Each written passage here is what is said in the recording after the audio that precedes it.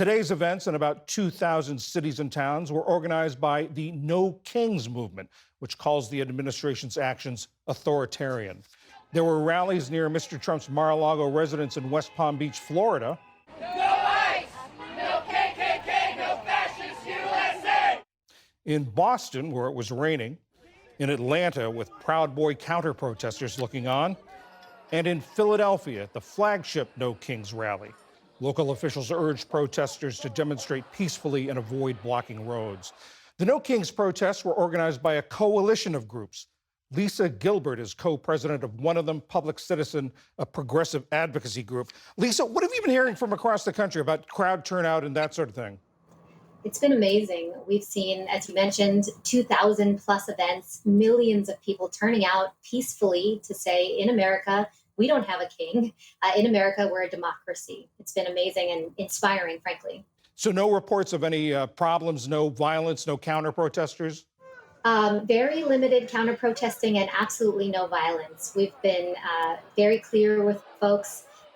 Events, everyone is turning out with the same message that we've seen authoritarian excess and corruption in the Trump administration. We're watching them crack down on free speech, detaining people for political positions, and that's just not what America is all about. And people have really hewed to that message and been very clear and safe. There was no Kings event scheduled for Washington. Why was that? That's right. Well, as you know, in Washington, the president is simultaneously holding his bombastic birthday military parade.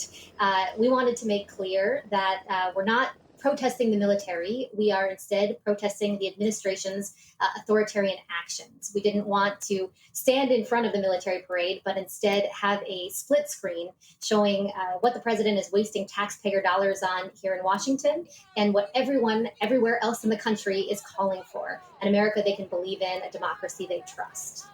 In the pictures we've seen from the rallies across the country, we hear a variety of chants. We see a variety of signs.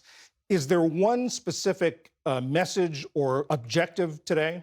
I mean, I think the main message is just they've gone too far. You know, America is predicated on the idea that we all have a voice. We all have a say. We've been watching attacks on universities, on nonprofits, on judges. You know, this is not the America we know.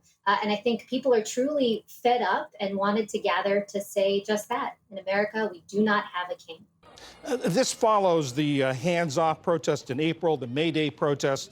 Are there more planned? What's next for this coalition? It's a great question. Yes, it's been a crescendo of action. I think more and more people, each time we organize, turn out and show their discomfort with what is happening in our country. Looking ahead, we'll see organizing on Juneteenth. We'll see organizing on later on in the summer around Labor Day. We expect to organize whenever we need to in a rapid response manner as well. Obviously, it's been a challenging week with what has been happening in California. We're worried about what the administration has been doing. So I would anticipate the crescendo will continue and we'll see more and more organizing and people out in the streets. I have to ask you, as you may know, there was a terrible attack on lawmakers in Minnesota today, a targeted attack, according to the governor. Do you have any concerns about the rhetoric as you protest on both sides, the rhetoric being incendiary? Well, first, what happened in Minnesota was a huge tragedy. All of the No Kings protests in that state were canceled out of respect for what occurred. Certainly I can only speak for what's happening on our side, the side that is talking about democracy. I think we're being very clear. Our messaging is about, what we actually want the country to stand for. It's not violent. It's peaceful in every regard. And so we can only control that. And we're trying very hard to do so. Lisa Gilbert, thank you very much. Thanks for having me.